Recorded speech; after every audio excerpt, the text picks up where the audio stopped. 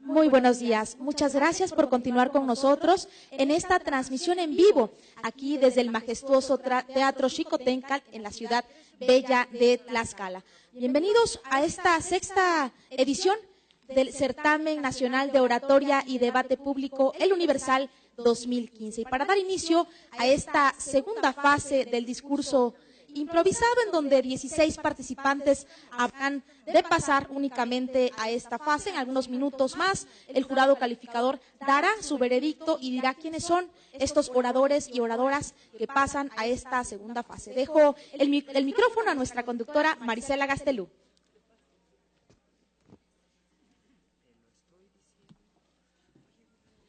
Muy buenos días, sean todos ustedes bienvenidos. Muchísimas gracias, Diana Luz. Pues vamos a dar inicio con la recta final del Concurso Nacional de Oratoria y Debate Público, El Universal Tlaxcala 2015.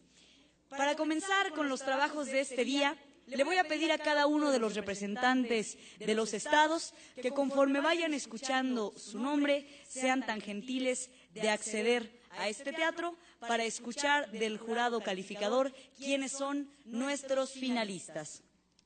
Del estado de Aguascalientes, Iris Nayeli Cardona Reyes. De Baja California, Pablo Yáñez Plasencia. De Campeche, Adrián Alberto Pech Chan. De Chiapas, Ángel de Jesús Herrera Águila. De Chihuahua, Salvador Gutiérrez Torres. De Coahuila, Nereida Alejandra Portillo Dávila. De Colima, Arnoldo Delgadillo Grajeda. Del Distrito Federal, Graciela Esperanza Corona Islas. De Durango, Diego Rentería Hernández. Del Estado de México, Christopher Woodhouse Martínez. De Guanajuato, Federico Garza Ramírez. De Hidalgo, Azucena González Ortiz. De Jalisco, Cristina Patricia Carrasco Acosta.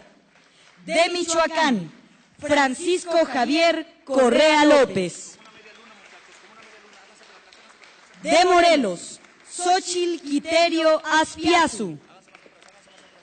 De Nayarit, Miguel Alberto Delgadillo Ibarra. De Nuevo León, Edgardo Torres García. De Oaxaca, David Emanuel Castillo Galindo. Del Estado de Puebla, Julián Castillo Tenorio. De Querétaro, Víctor Alfonso Cuevas Vega. De Quintana Roo, Luis Miguel López García. De San Luis Potosí, Paloma Rachel Aguilar Correa. De Sinaloa, Steve Alejandro Bojorque Soto. De Sonora, Iván Esteban Gálvez Espinosa. De Tabasco, Paulo Jonathan Estrada Gallegos. De Tamaulipas, Jesús Abraham Martínez García. De Tlaxcala, Fabián David Ríos Temix. De Veracruz, Gabriel González Lira. De Yucatán, Ángel Daniel Torruco González. Y de Zacatecas, Rosalba Hernández Ibáñez. Para todos ellos, un fuerte aplauso. Le rogamos a nuestro jurado sea tan gentil de dar las indicaciones. Muchas gracias. Vamos a iniciar la etapa final de oratoria y como lo marca la convocatoria, a esta etapa en la que entramos se reduce el tiempo de participación, puesto que ya sabemos que esta es de improvisación a la manera de siempre de la oratoria. No hay tiempo para ir preparando su discurso. El tiempo que vamos a emplear son 6 minutos máximo. A los 4 minutos, que es el tiempo mínimo, igual que ayer, con toda su resonancia. Les avisaremos porque tienen 2 minutos para buscar el final, el cierre, la conclusión de su discurso. Ahí está la tómbola donde se hará el sorteo e inmediatamente se les dirá cuál es el tema y empieza su discurso. Me parece que por las miradas, ya sé leer los ojos, hay que decir los finalistas. A todos, jóvenes oradores de México, muchas felicidades. Todos han traído la carga heroica, la carga literaria, la carga juvenil, la carga histórica de sus entidades. Dignos han sido de su voz, de su pueblo, de su raza, de su estado, de su entidad. Felicidades, amigos. Démosle por favor un aplauso a estos campeones de oratoria.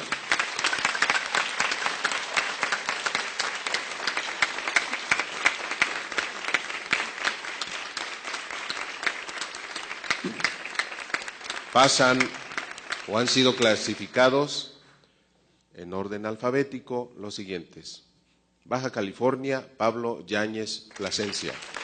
Campeche, Adrián Alberto Pech Chan. Adelante, por favor.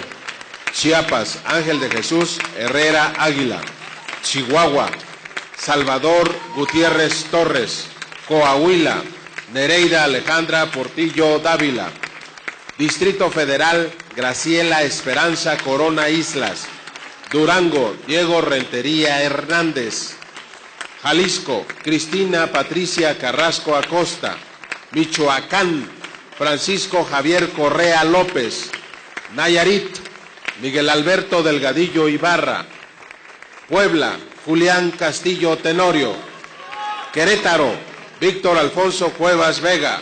San Luis Potosí, Paloma Rachel Aguilar Correa. Tlaxcala, Fabián David Ríos Temix. Veracruz, Gabriel González Lira. Yucatán, Ángel Daniel Torruco González. Zacatecas, Rosalba Hernández Ibáñez.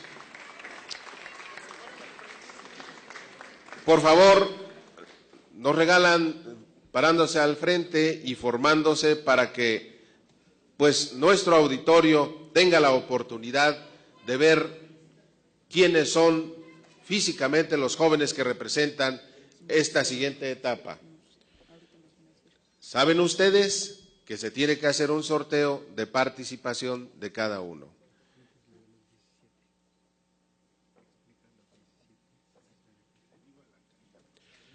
Me han pedido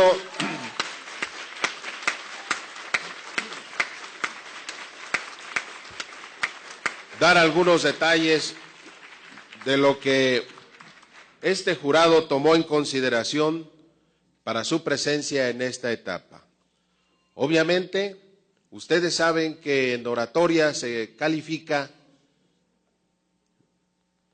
la congruencia temática, la argumentación, las propuestas, la estructura del discurso en su exordio, introducción, desarrollo y conclusión, la fluidez en la presentación y cuidar los tiempos establecidos en la fase que acaba de terminar, la sintaxis, el léxico, el vocabulario, las figuras retóricas, poéticas que ustedes han empleado, la capacidad de improvisación, la objetividad y comprensibilidad de su auditorio.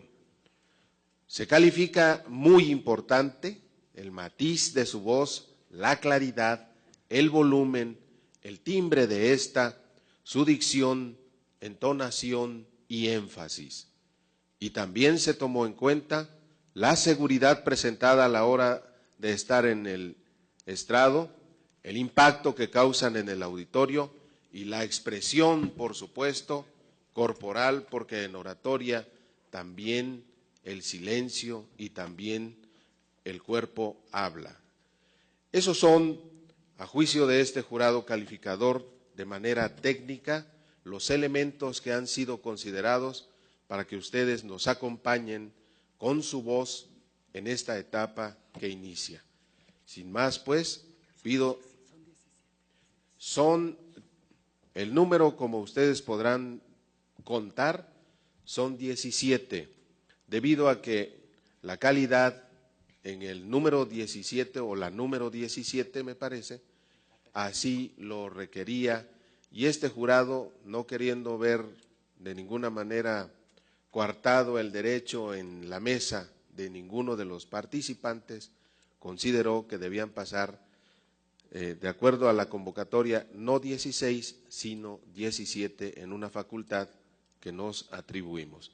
De modo, jóvenes, que felicidades, y cedo el uso de la palabra a quien los llamará para hacer el sorteo de su participación en esta siguiente etapa. Muchísimas Todo gracias. el ánimo. Muchísimas gracias al presidente del jurado.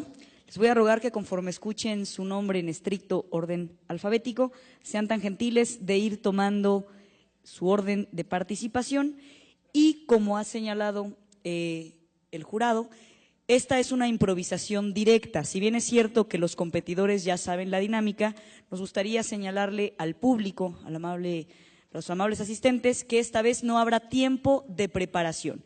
Es improvisación directa. Es decir, aquí se evaluará totalmente la capacidad de improvisación, de argumentación y la cultura general de los competidores que recibirán temas sorteados. Es decir, no conocen ninguno de los oradores los temas que habrán de disertar el día de hoy. Entonces, eso es lo que eleva la dificultad de esta ronda final, porque a diferencia del día de ayer, que sí tenían 7 minutos, el día de hoy solamente tendrán breves segundos, es decir, tendrán que escuchar su nombre, recibirán, si no me equivoco, de parte del jurado en la parte superior el tema, se les indicará el tema, todo el auditorio lo escuchará y de forma inmediata, de forma pronta, el orador u oradora tendrá que disertar. Como han señalado, tenemos 17 finalistas, de los cuales también se elegirán a los mejores, que pasarán a la ronda de debate público en su modalidad de debate parlamentario. A lo largo del día, el público podrá observar cómo se irá depurando este número de 17 finalistas para obtener a los 3 primeros lugares y, por supuesto, al campeón o campeona de Tlaxcala 2015.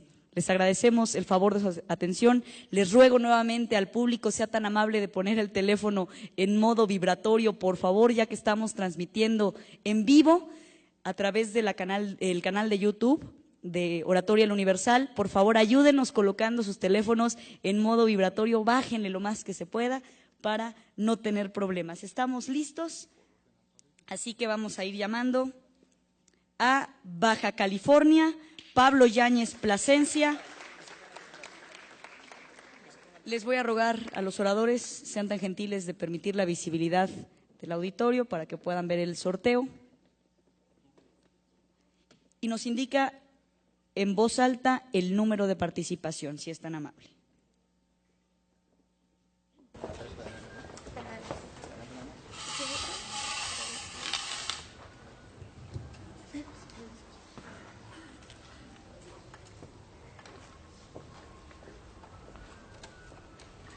Pablo Yáñez Plasencia, del estado de Baja California, turno de participación, el número 7. 7. Número 7.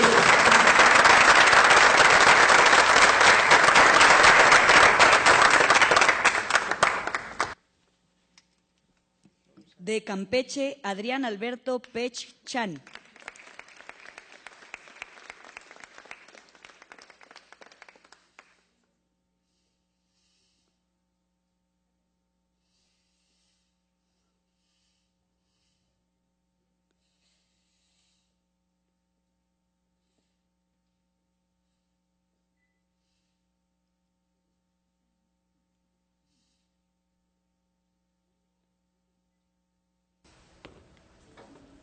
Adrián Alberto Pech, representante del estado de Campeche, con el número de participación número 1.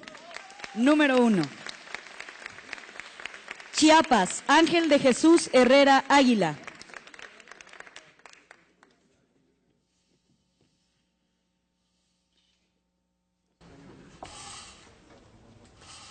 Ángel de Jesús Herrera Águila, de Jiquipilas, Chiapas, número 5.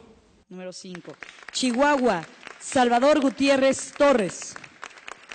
Importante señalar que el representante de Campeche el día de ayer fue el número 30 y al parecer hoy es el número 1. Chihuahua, Salvador Gutiérrez Torres. Salvador Gutiérrez Torres, del Estado Grande de Chihuahua, 3. Número 3. Coahuila, Nereida Alejandra Portillo Dávila.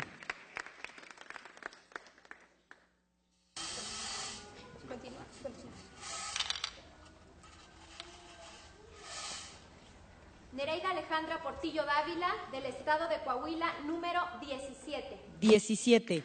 Distrito Federal, Graciela Esperanza Corona Islas.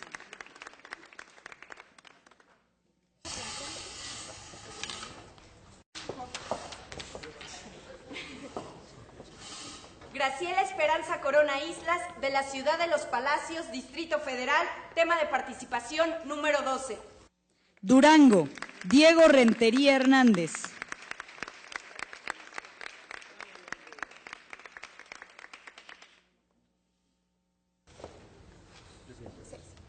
Diego Rentería, del Estado de Durango, número de participación 6.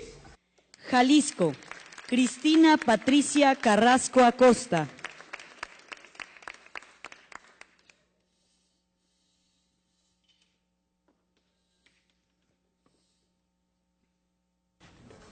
Cristina Patricia Carrasco Acosta, del Estado de Jalisco, número de participación 14. Michoacán, Francisco Javier Correa López.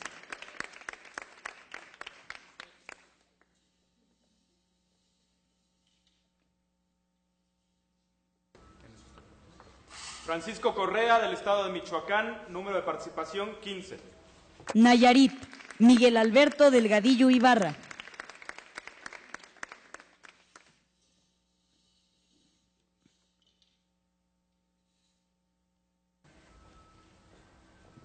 Miguel Delgadillo, del Estado de Nayarit, número de participación 13.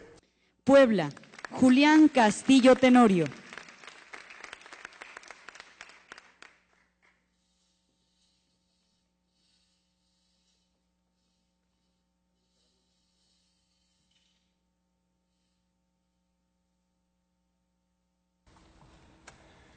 Julián Castillo Tenorio, de Tehuacán, Puebla, número de participación 11. De Querétaro, Víctor Alfonso Cuevas Vega.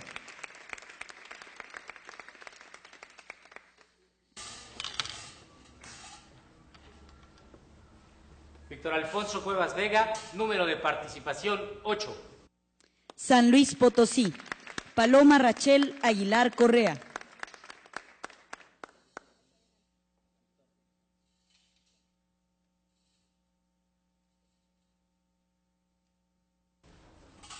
Paloma Aguilar, de San Luis Potosí, número de participación 2.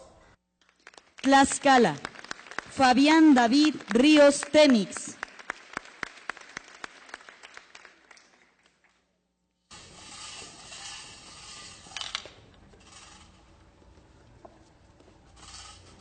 Fabián David Ríos Temix, Estado de Tlaxcala, número de participación 10.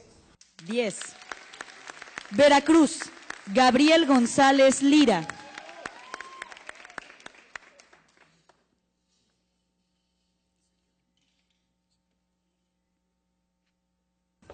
Gabriel González Lira, representante del Estado de Veracruz, número 4. Yucatán, Ángel Daniel Torruco González.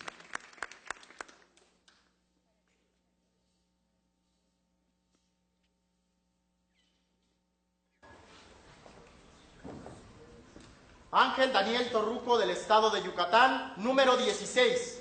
Zacatecas, Rosalba Hernández Ibáñez.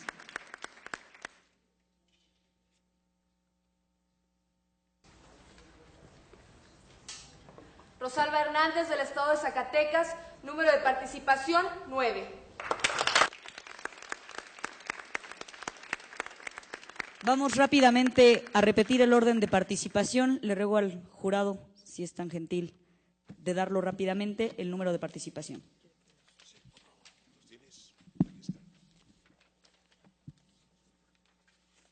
En primer turno, Adrián Alberto Pechan, de Campeche. En segundo turno, de San Luis Potosí, Paloma Rachel Aguilar Correa. En el turno número 3 de Chihuahua, Salvador Gutiérrez Torres. En el número 4 de Veracruz, Gabriel González Lira. En el número 5 de Chiapas, Ángel de Jesús Herrera Águila. En el número 6 de Durango, Diego Rentería Hernández. En el número 7 de Baja California, Pablo Yáñez Plasencia. En el número 8 de Querétaro, Víctor Alfonso Cuevas Vega. En el número 9 de Zacatecas, Rosalba Hernández Ibáñez. De Tlaxcala, con el turno número 10, Fabián David Ríos Temix. De Puebla, con el número 11, Julián Castillo Tenorio.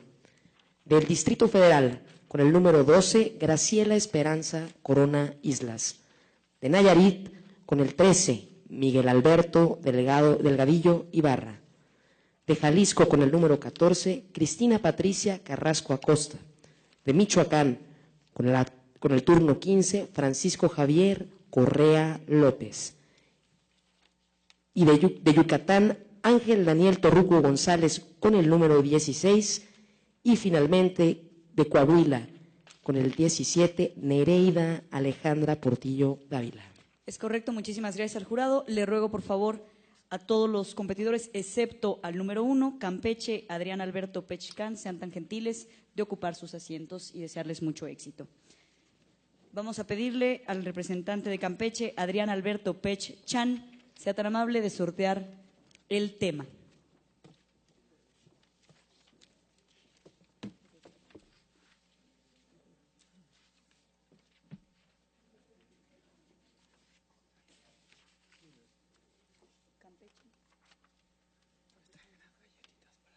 Llamamos al representante de Campeche, Adrián Alberto Pechcan.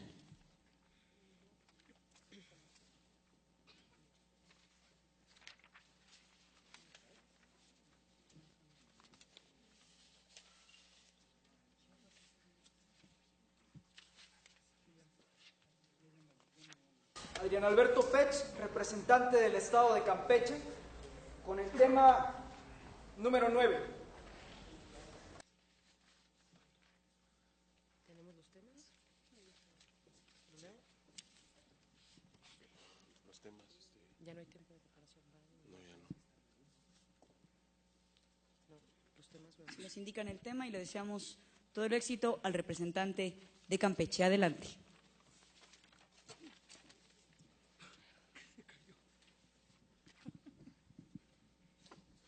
Tema número 9. Más allá de los presupuestos, ¿cómo estimular el desarrollo de la investigación y el desarrollo tecnológico? Más allá de los presupuestos, ¿cómo estimular el desarrollo de la investigación y el desarrollo tecnológico?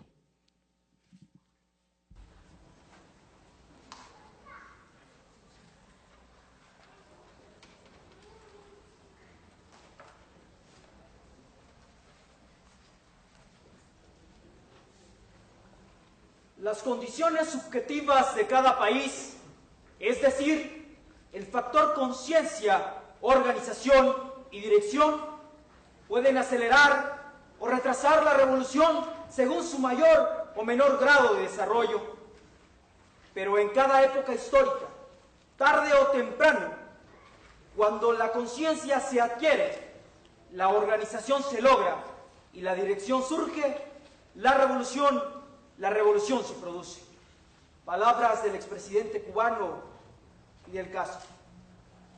Distinguido auditorio, apreciados miembros del jurado calificador, compañeros oradores, público en general que nos acompaña y que a pesar de las adversidades se encuentra aquí escuchando a estos hombres de la palabra. En esta tribuna pudo disertar el tema, además de los presupuestos, cómo detonar la investigación y el desarrollo tecnológico. Y para ello tendríamos que remontarnos primero a hacer un análisis de cuál es la actualidad de nuestro país, de cómo se encuentra en nuestro estado y en nuestro país el fomento a la investigación y al desarrollo tecnológico. Y es entonces cuando entendemos que fuera del presupuesto hay una baja motivación para poder adentrarse al terreno de la investigación. Tenemos muy pocos investigadores en nuestro país y tenemos muy pocas personas que innoven. El 96% de la tecnología que habita en nuestro país es importada. Tenemos institutos como el que habita en el estado de Querétaro, en donde se está desarrollando tecnología aeronáutica, pero tendríamos que ver entonces qué tanta y qué tan importante es la razón social de ser de nuestro estado de Querétaro. En este sentido, los sentidos de investigación y de desarrollo tecnológico en nuestro país son muy bajos. Nos hemos dedicado más a crear tecnócratas que piensen qué pasaría si Juárez siguiera vivo, qué pasaría si las teorías de los grandes filósofos siguieran desarrollándose, en lugar de gente que se preocupe por innovar, por investigar y por saber qué pasaría si nosotros mismos, como miembros e integrantes de nuestro país, detonáramos la investigación y el desarrollo tecnológico. Ser parte de un país nos involucra en su caminar y en las acciones que el Estado deba tomar para poder salir adelante. En este sentido, ser artífices de la investigación y del desarrollo tecnológico hará que nuestro país sea cada vez más grande, hará que nuestro país sea cada vez menos dependiente, hará que nuestro país tenga su grandeza y tenga su desarrollo propio, más allá que la dependencia de otros países.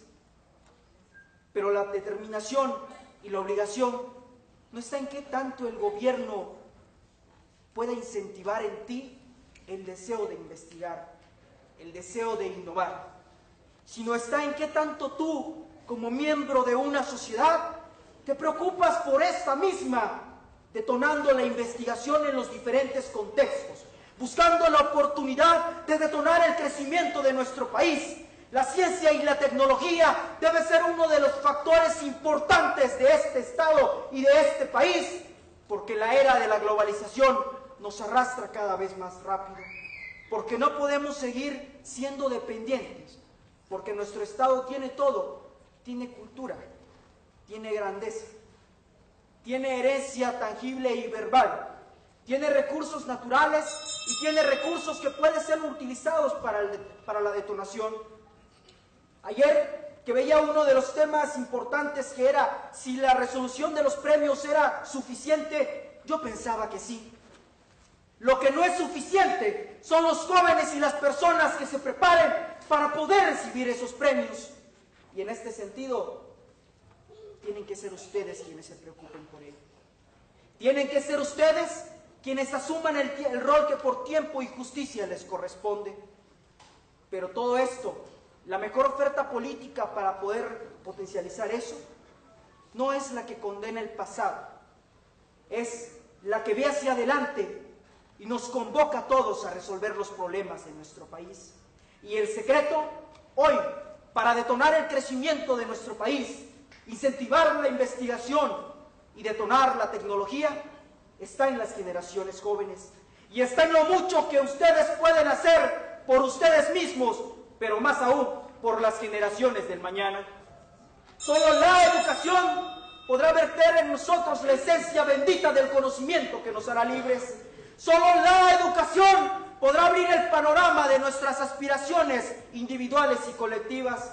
Solo la educación podrá motivarnos a realizar los cambios que la sociedad y el Estado necesitan.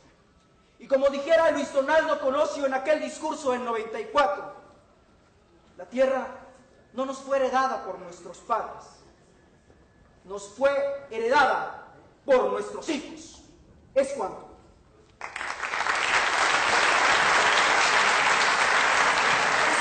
Representante de Campeche, y llamamos ahora a este del estado de San Luis Potosí, a Paloma Rachel Aguilar Correa.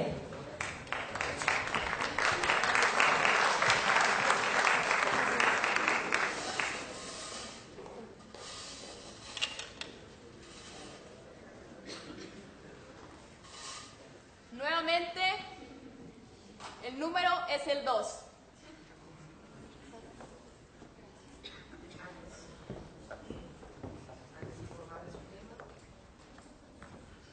Antes de informarle su tema, tenemos que comentar que por una decisión del jurado, la campana sonará por primera vez a los 4 minutos, por segunda vez a los 5 minutos y por tercera vez a los 6 minutos, anunciando ya las sanciones severas que ustedes conocen. Tema número 2. Gabriel García Márquez, Mario Vargas Llosa, Julio Cortázar y Carlos Fuentes son representantes del boom latinoamericano. ¿Cuál consideras es más valioso en tu vida y por qué? Gabriel García Márquez, Mario Vargas Llosa, Julio Cortázar y Carlos Fuentes son representantes del boom latinoamericano. ¿Cuál consideras más valioso en tu vida y por qué? Es difícil ocultar la alegría que siento en estos momentos por estar otra vez en la tribuna. Agradezco a mis compañeros por los aprendizajes del día de ayer y agradezco también al jurado calificador por permitirme la oportunidad de presentarme en esta, la justa más importante de la palabra. Cuando hablamos de Latinoamérica, de su cultura, de su arte, lo primero que pensamos es el boom latinoamericano, esa capacidad que hemos tenido de vivir la adversidad y aún así vivir en la fantasía y vivir en escenarios que nos permiten soñar y que nos permiten ser felices. Sin lugar a dudas, si yo tuviera que hablar de aquel exponente del realismo mágico que ha marcado mi vida, sería Gabriel García Márquez. En primera circunstancia, porque me hace reconocer la historia de mi pueblo, la historia de mi nación, reflejada en Macondo, la historia que compartimos con las demás naciones latinoamericanas. Una historia que se ha visto marcada por no entender, por no comprender cuáles han sido los errores del pasado para mejorar en el presente. Porque de esas 7 generaciones y de estos 200 años de independencia, no hemos logrado comprender cuáles han sido las ataduras, cuáles han sido los prejuicios. No hemos logrado entender cuáles fueron las lecciones de la colonia. En ese sentido, y en un plano actual, las inversiones que se realizan hoy en día en nuestro país me permiten recordar también cómo la empresa bananera transformó Macondo. Me permiten también comprender cómo en México no hemos ejercido correctamente la soberanía para, si bien recibir inversión extranjera, también exigir que nuestro país se desarrolle en diversos sectores como lo son el cultural, el social y el desarrollo. Pero sin lugar a dudas, 100 años de soledad me marca porque se refleja también en mi familia. Resulta que yo me veo en algunos sentidos reflejada en la Amaranta. Resulta que yo también tengo 2 hermanos, un José Arcadio y un Aureliano. Y este libro me permite ver cómo las personalidades se encarnan, como yo también tengo un hermano aventurero, cual Che Guevara, o cual General Aureliano, pero también tengo otro hermano, cual José Arcadio. Es sin lugar a dudas la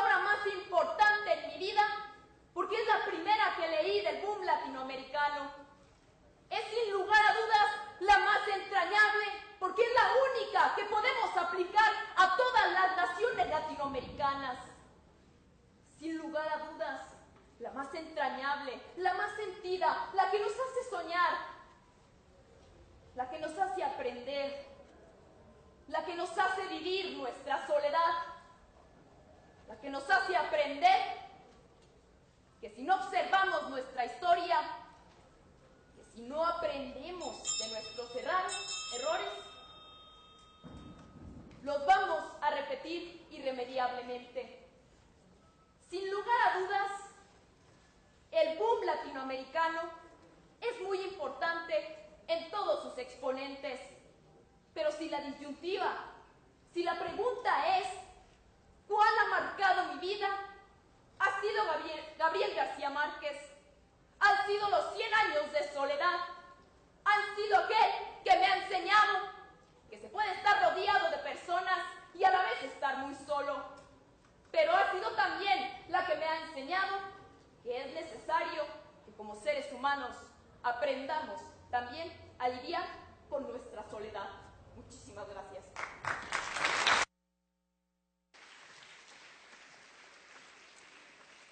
De Chihuahua, Salvador Gutiérrez Torres.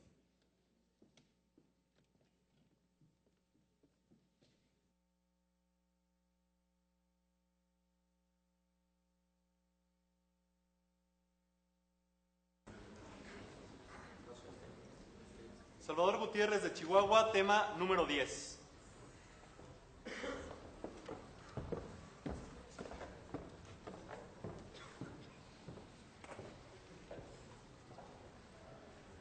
Tema número 10.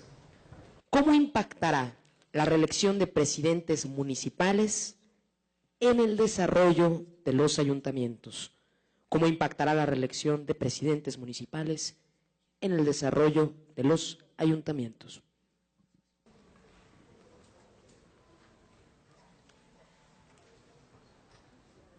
Como bien se mencionara, el bien y el mal no existen. Únicamente existe el poder y aquellos que son muy tontos para no ejercerlo. Tom Riddle.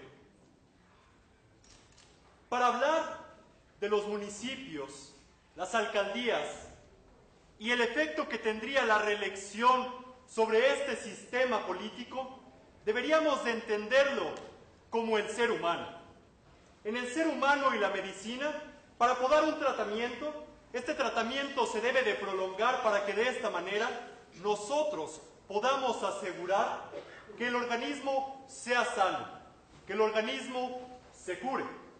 De esta manera, mi mayor propuesta sería que la reelección viene a dar un impulso a todas aquellas cuestiones de servicios públicos que quizá una administración de tan solo 3 años no podría consolidar.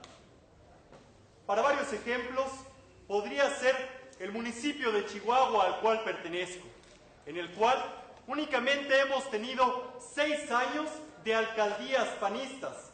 Sin embargo, dado que no se ha podido dar continuidad a los proyectos, dado que no se han podido solventar todos los proyectos por falta de tiempo, se ha criticado a los partidos, independientemente sea Partido Acción Nacional, Revolucionario Institucional o cualquier otro partido.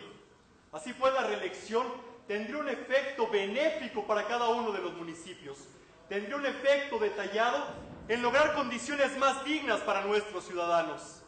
Lograría que no únicamente fueran palabras que se lleve el viento, sino acciones de transformación en los servicios públicos, en la infraestructura, en el mejoramiento del sistema de salud de los municipios, tales como los institutos municipales de pensiones.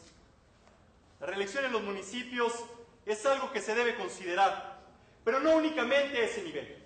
También debemos de considerarlo en cuanto a las diputaciones, en cuanto a las gubernaturas, ¿por qué no? Porque de esa manera podremos solventar el seguimiento a los proyectos. No podemos estar enfrascados en una ideología revolucionaria diciendo que la reelección no es una opción para México y que la reelección niega nuestra ideología de mexicanos.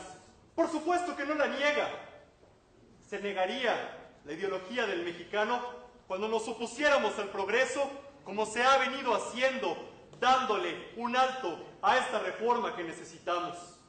Me propongo a favor de la reelección de los municipios, de las senadurías, de las gobernaturas, porque de esa manera aseguramos un proyecto viable para México, aseguramos un proyecto que fortalezca la identidad política de los mexicanos.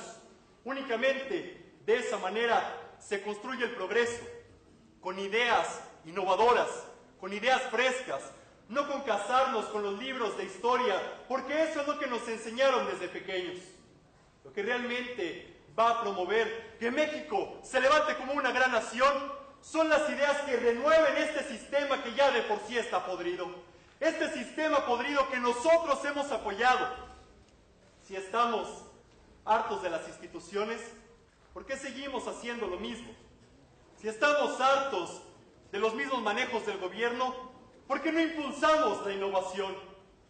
Si estamos tan hartos de ver corrupción, de ver delincuencia, de ver que los proyectos de infraestructura no se les da el seguimiento debido, ¿por qué no cambiamos nuestra mirada hacia el futuro? ¿Por qué no cambiamos el panorama? ¿Por qué somos una sociedad que, como diría Octavio Paz, le tenemos miedo al cambio? Y somos peligrosos, pues en nuestras venas no circulan las ganas del progreso, circula el miedo al cambio.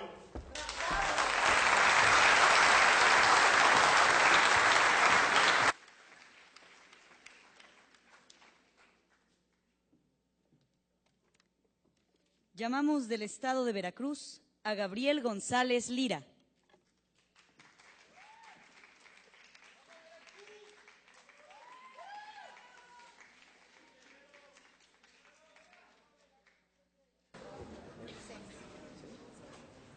Tema número 6.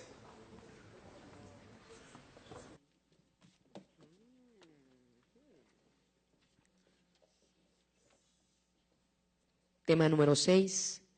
¿Qué harías para reducir los feminicidios?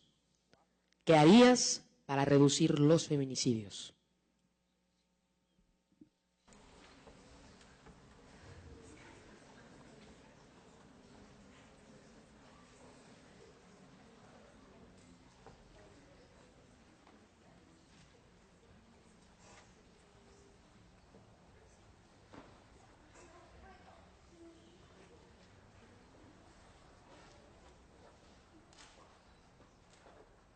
Siguiendo la línea discursiva de José Saramago en su ensayo sobre la ceguera, si no podemos vivir enteramente como hermanos, tratemos de no vivir eternamente como animales. Saludo con el debido respeto al honorable jurado calificador, a mis compañeros oradores y al público que nos acompaña en este recinto que evoca al mejor guerrero tlaxcalteca que ha tenido la historia, a Xicoténcatl.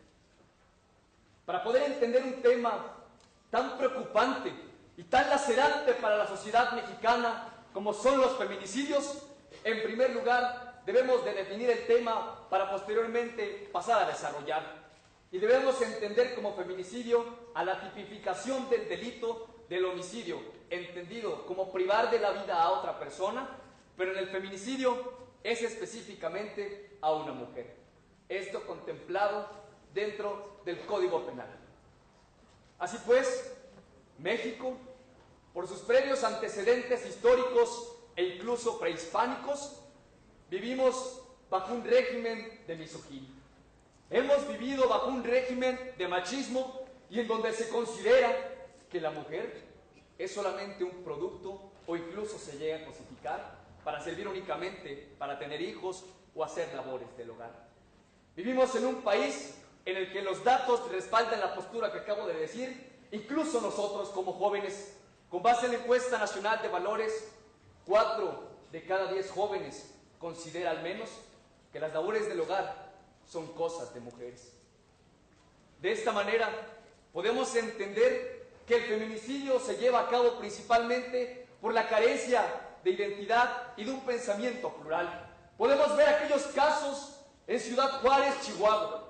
Podemos ver casos a lo largo y ancho de la República, en donde las mujeres son violadas por el simple hecho de ser mujeres. Podemos entender entonces que las mujeres en el Estado de México también sufren de violación, y a pesar de estar en el estado de Tlaxcala, el deber me llama, y la trata de mujeres también es algo que se vive hoy en día. Debemos entender entonces, damas y caballeros, que no basta con reformas políticas electorales en donde se establezca el 50% de las candidaturas y la paridad de género. Una paridad de género, damas y caballeros, no debe de ser teórica, debe de pasar a la praxis. Debemos entender entonces que los feminicidios los cometen personas retrógradas que no tienen la capacidad para entender que el hombre y la mujer tienen diferencias únicamente biológicas y de nacimiento. Debemos entender que un hombre también se puede poner un mandil y cocinar. Debemos entender que una mujer también puede tomar el machete y cortar el césped del jardín. Debemos entender que el hombre y la mujer tienen la capacidad de manera equitativa, ayudar para el beneficio de nuestro país. De esta manera, tengo dos propuestas que van encaminadas de manera diversa, una para los caballeros y una para las damas, para poder detener la misoginia y no fomentar los feminicidios. A ustedes, caballeros, los invito a que tengamos la edad que tengamos, podamos entender que la mujer es igual a nosotros. No debemos sobajarla y no debemos considerarla como un ser inferior. Y a ustedes, mis queridas damas, también debo proponerles e invitarlas a que no es responsabilidad únicamente de nosotros, también es responsabilidad de ustedes, y lo digo de la manera más respetuosa, de ustedes darse su lugar y ustedes mismas también no fomentar que ustedes sean menos. De esta manera, a través de un cambio ideológico, considero que podremos trascender. De esta manera, las muertes de Ciudad Juárez, Chihuahua, no habrán sido en vano. De esta manera, en el Estado de México, podremos frenar los feminicidios e incluso la violación a las mujeres. De esta manera, podremos entender en Tlaxcala y en la República Mexicana que la mujer no es un objeto sexual y que la mujer no es solamente un producto que se vende. Es así, damas y caballeros, como a través de un cambio ideológico podremos incluso acceder a quizás lo que considerara Moro como una utopía. Es a través de un cambio ideológico como quizás puedo soñar que en un futuro no tan lejano del Código Penal se podrá eliminar la tipificación del delito del feminicidio, porque este ya no existirá. De esta manera nos quedan dos opciones: cambiar o morir. Y prefiero que cambiemos a ver que México muere, porque solamente creímos estar cambiando.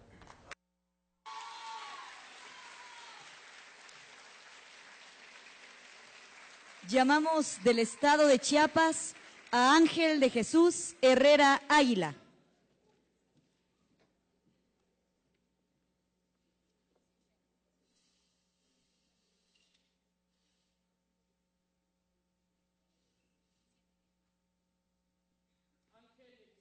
Águila de Chiapas, número 7.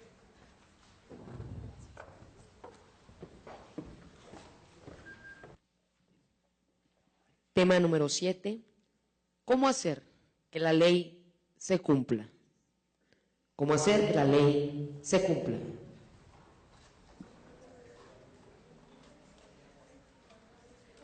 Las grandes ideas,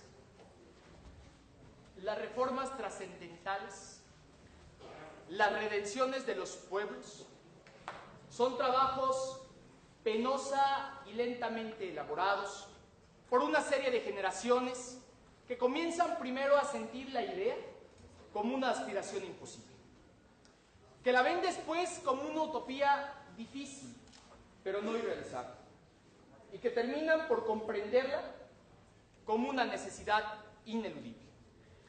Vicente Rivapalacios tenía razón. En este país donde abundan los políticos, hacen falta estadísticas. En este país en donde se nos ha heredado un sistema político con muchas dificultades, pero también con muchos aciertos. Hacen falta hombres capaces de transformar la visión de las cosas. Hacen falta personajes que sean capaces de entender que este país, que nuestros héroes con sangre compraron, necesitan no solamente apuntalar muchas de las grandes dificultades que se viven, y principalmente en materia de justicia social. Agradezco esta segunda oportunidad de estar en esta emblemática tribuna, en este pletórico teatro. En la Tlaxcala de Xicotenca, de Tlahuicol, del zacatelquense Domingo Arenas, aquí, la tierra de los guerreros y los revolucionarios. Soy de Chiapas, amigos míos. ¿Cómo hacer que la ley se cumpla en este país? Hoy que vivimos meses, años de una terrible injusticia y de diversas situaciones que violentan los derechos humanos y pisotean la dignidad de diversos sectores poblacionales, el término leyes, justicia, equidad, paridad, son, parece, palabras talismanes de las que escribe Carlos Fuentes en su silla blanca.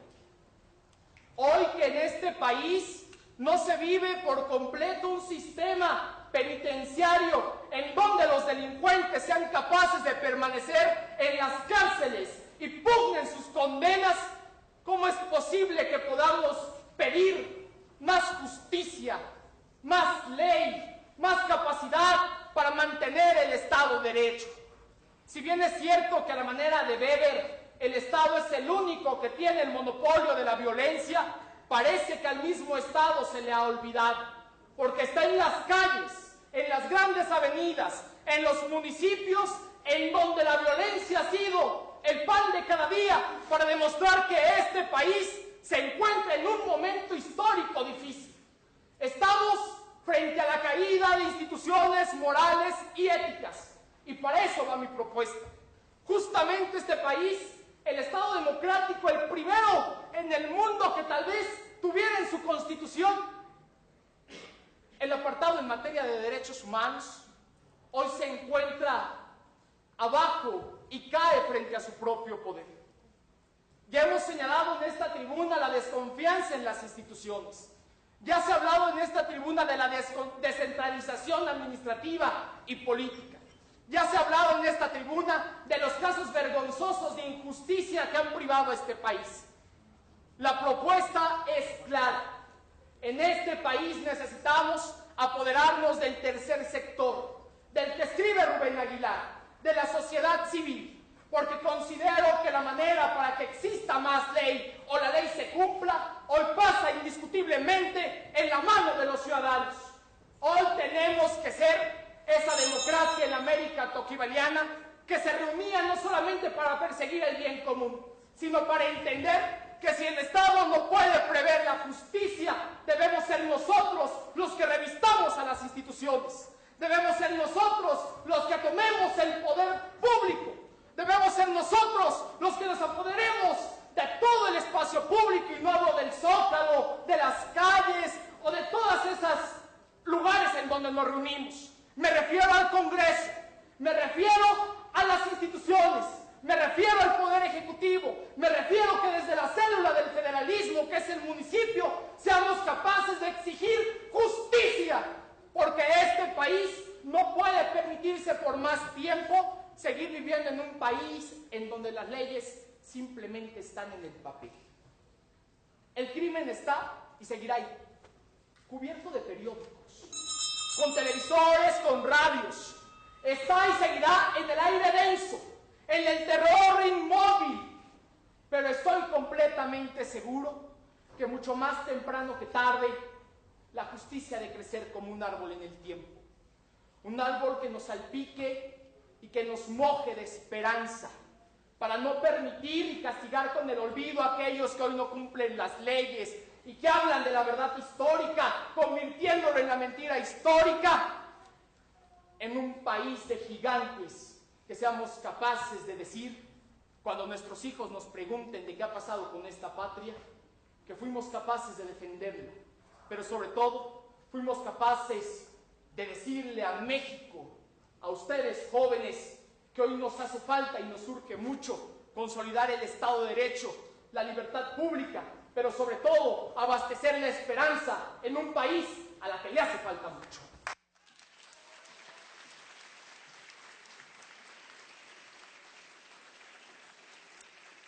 Llamamos del Estado de Durango, Diego Rentería Hernández.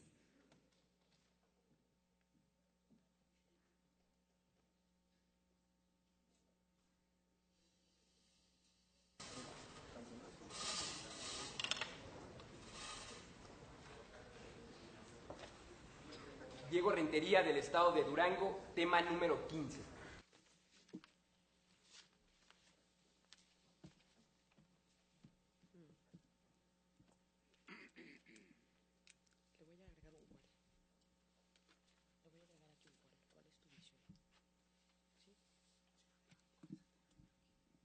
Tema número 15. ¿Cuál es tu visión frente al restablecimiento de las relaciones Cuba-Estados Unidos? ¿Cuál es tu visión frente al restablecimiento de las relaciones Cuba-Estados Unidos?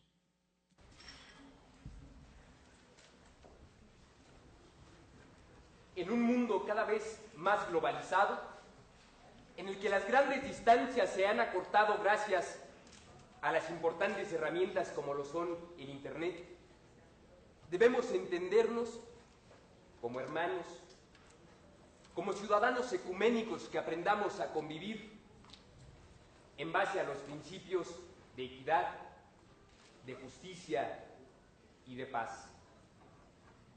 Honorables miembros del jurado calificador, compañeros participantes en esta fiesta de la palabra, selecto público aquí presente, es para mí un verdadero placer y honor poder compartir de nueva cuenta con ustedes un tema a través de esta tribuna, y me ha tocado, por suerte, poder expresar cuál es mi visión con respecto al restablecimiento de las relaciones diplomáticas entre Estados Unidos y Cuba. Así pues, precisamente en ese mundo del que les hablaba en un principio, debemos entender que son las grandes potencias las que han levantado la mano y que han asumido el papel y la responsabilidad de poder figurar en el concierto de las naciones por el desarrollo económico, porque le apuestan a la paz o porque entienden perfectamente hacia dónde camina el mundo. Y ahí, precisamente ahí, en el entendimiento de qué es el siguiente paso, encuentran la mejor de las oportunidades para otorgar mejores posibilidades a sus habitantes. De manera histórica, este año nos enteramos del restablecimiento de las relaciones entre Estados Unidos y Cuba. Así, un actor importante de este restablecimiento fue el encargado del Vaticano, y me refiero al Papa Bergoglio. Y ante este restablecimiento y ante este nuevo orden mundial, México debe de jugar un papel sumamente importante, y hacia allá va mi visión, porque creo que debe ser la visión que debe tener este país. Debe jugar un papel fundamental, un papel importante en la coordinación de actividades económicas y de desarrollo de estos dos países. Esto, creo, le permitirá poder recuperar el liderazgo que se había perdido en América Latina, el liderazgo político, económico y social. Lo que se debe de procurar ante esta nueva relación es la justicia y la igualdad.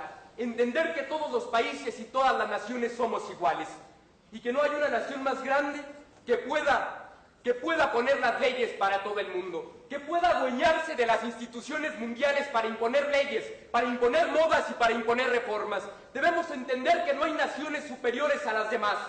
Debemos entender precisamente que no hay una sola nación en el mundo que sea capaz de gobernar todas las naciones y todos los países. Así es como inicia Cuba esta nueva relación, y se entendió no como menos que Estados Unidos, se entendió como su igual. Por eso las demás naciones deben de seguir el ejemplo y entender, insisto, que no hay una sola nación en todo el mundo que sea superior a los demás. que no hay una sola nación que se pueda apropiar de la economía, que se pueda apropiar del desarrollo, que pueda imponer modas, que pueda imponer reformas que vayan siempre en detrimento de las demás naciones. Cuando se haya entendido este restablecimiento precisamente como una relación entre iguales, entre pares, y cuando Estados Unidos lo haya comprendido así, entonces podremos hablar del verdadero restablecimiento de las relaciones diplomáticas entre estas dos naciones.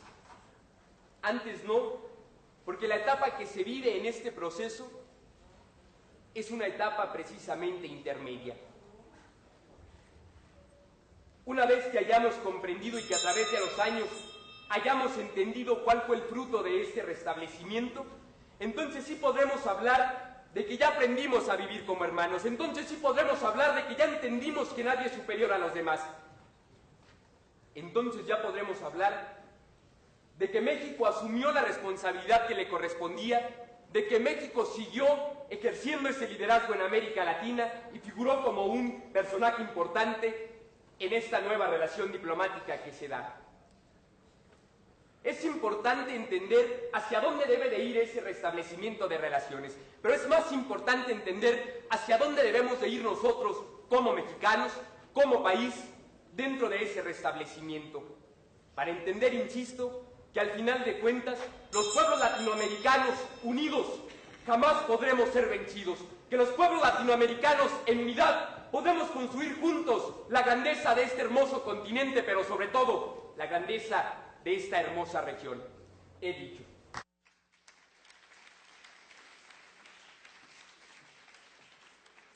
Muchas gracias y le pedimos por favor a Pablo Yáñez Plasencia de Baja California que acuda por su tema.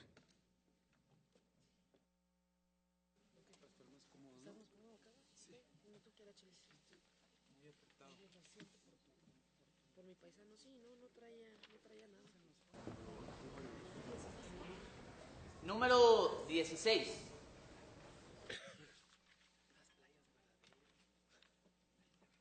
La bahía Cochinos.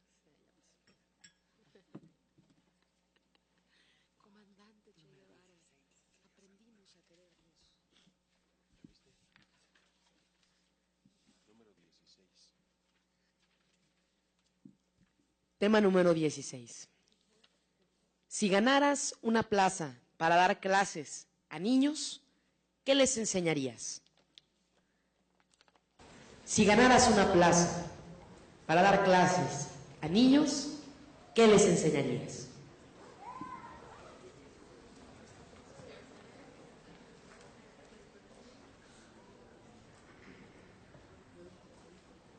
Educar a los niños de hoy para no castigar al hombre de mañana. Platón. Antes de iniciar, le pido al pueblo de Tlaxcala su fuerza, porque solamente con la fuerza de un pueblo heredero, de un guerrero como Xicoténcatl, se puede hablar del tema más importante de la nación. Solamente con la fuerza de un guerrero que demostró que los mexicanos podemos hacer grandes cosas, se puede hablar de quienes son el sector poblacional más importante de una nación, los niños. La infancia es una edad más complicada que la adolescencia. En la adolescencia se llega a hablar que los problemas a los cuales se enfrentan los jóvenes de bachillerato o de secundaria los llegan a abrumar y conducirlos a los caminos del crimen, de la delincuencia, del desempleo. Problemas tales, drogadicción, embarazos no deseados, reprobar materias, se vuelven frecuentes en esa edad. Sin embargo, a pesar de que hay una enorme cantidad de programas para atender a este sector de la juventud, se olvida algo importante. La base del sistema educativo son sus niños.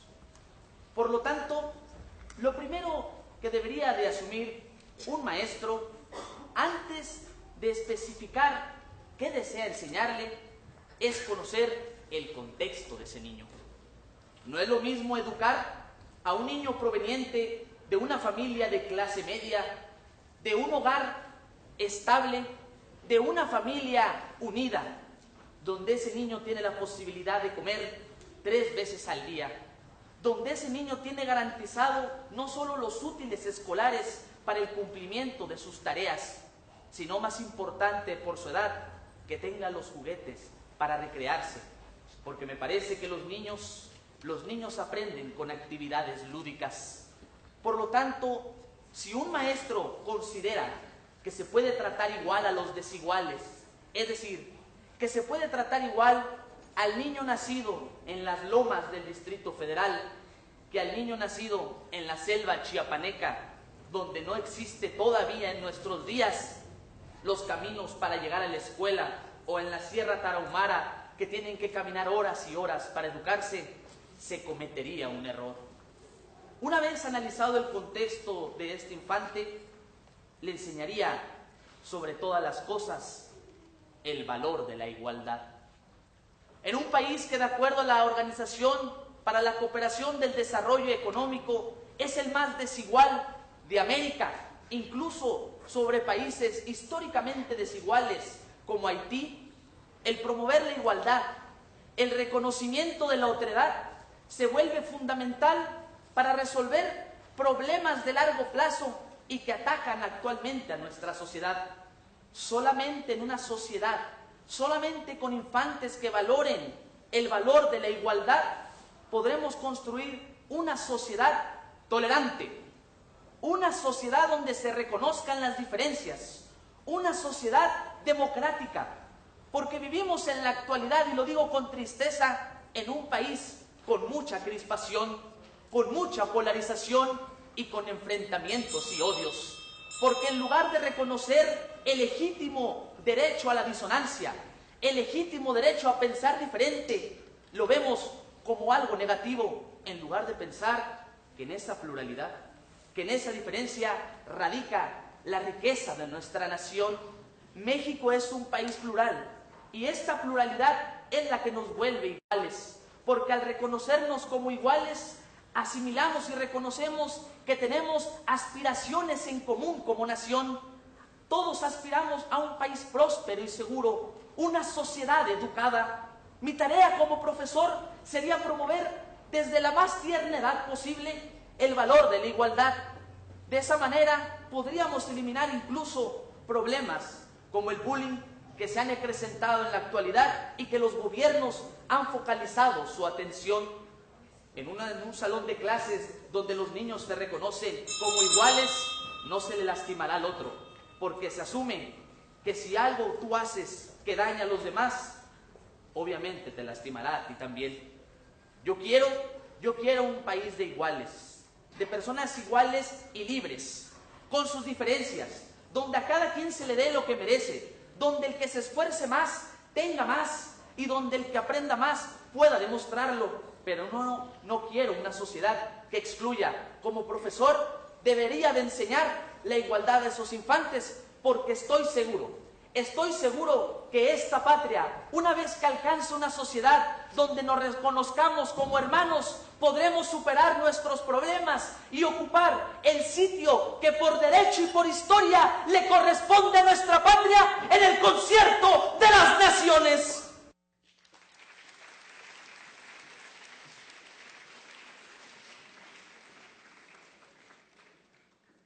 Invitamos a Víctor Alfonso Cuevas Vega, del Estado de Querétaro.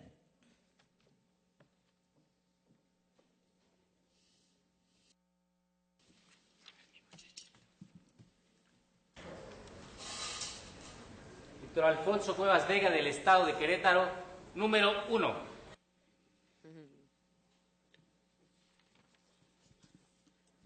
Tema número 1. Eres el director de Comunicación Social de la Secretaría del Medio Ambiente y Recursos Naturales. ¿Cuál sería tu principal proyecto de difusión nacional? Eres el director de Comunicación Social de la Secretaría del Medio Ambiente y Recursos Naturales. ¿Cuál sería tu principal proyecto de Difusión Nacional.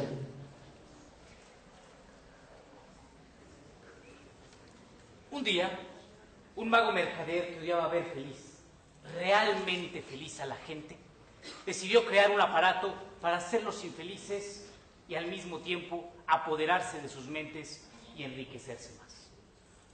Trabajó largos meses y al fin, después de varios intentos, logró crear y perfeccionar la más terrible, terrorífica de las máquinas, a la que bautizó como la tragacerebros. Y bajo la apariencia de un cajón para divertirse, se las obsequió a todos los habitantes. Hablar sobre la política de comunicación social que debe de seguir una dependencia tan importante del gobierno federal implica tener presente cuál debe ser la dinámica para verdaderamente fomentar una cultura del medio ambiente en la población. Enfocarse exclusivamente en la difusión tradicional a partir del medio televisivo trascienden lo que ya conocemos.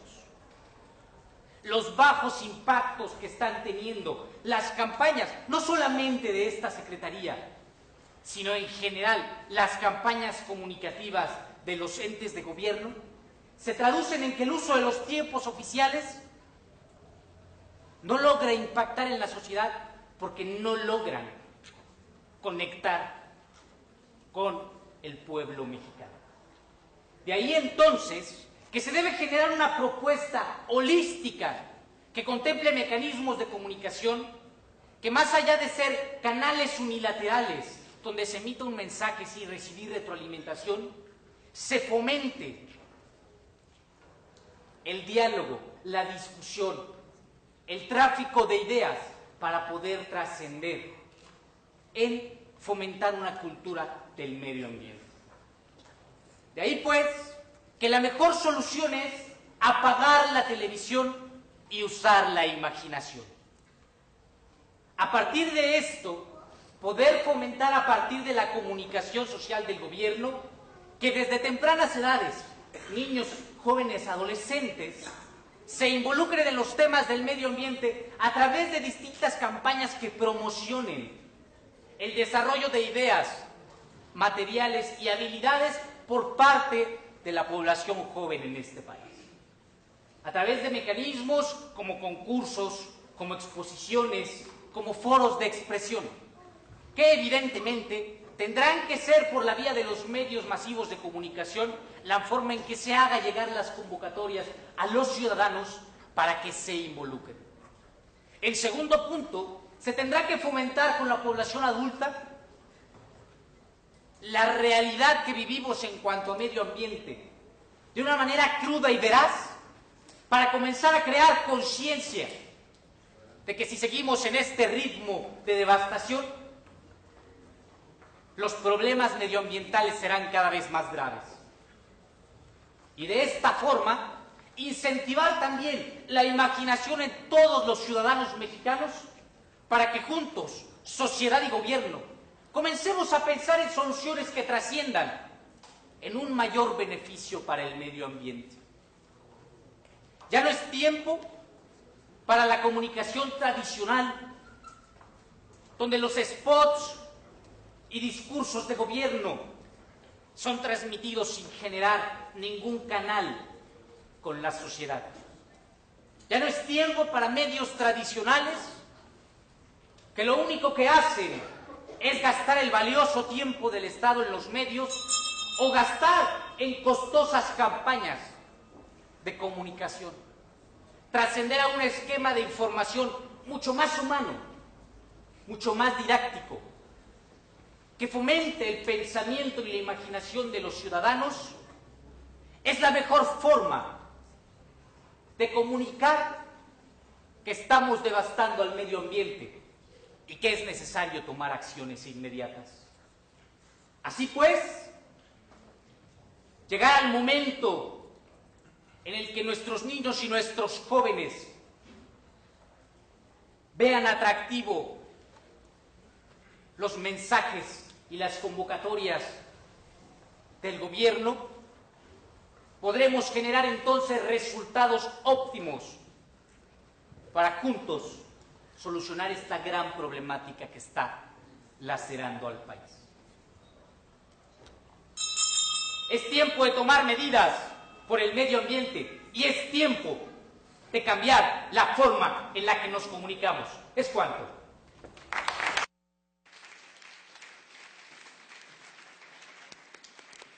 Muy bien, pues de esta manera llegamos a una de las primeras pausas de este concurso para que nuestro jurado tenga posibilidad de ir depurando poco a poco y les rogamos tomar un pequeño receso solamente de 10 minutos y regresamos a este concurso. Diana Luz, muchas gracias.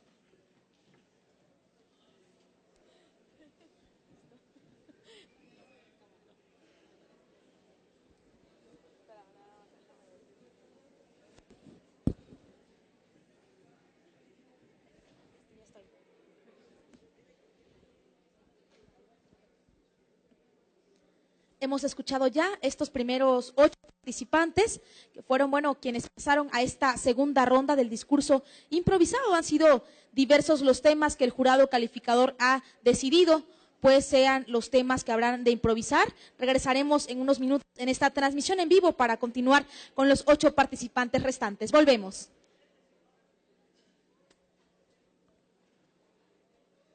Esta es primera.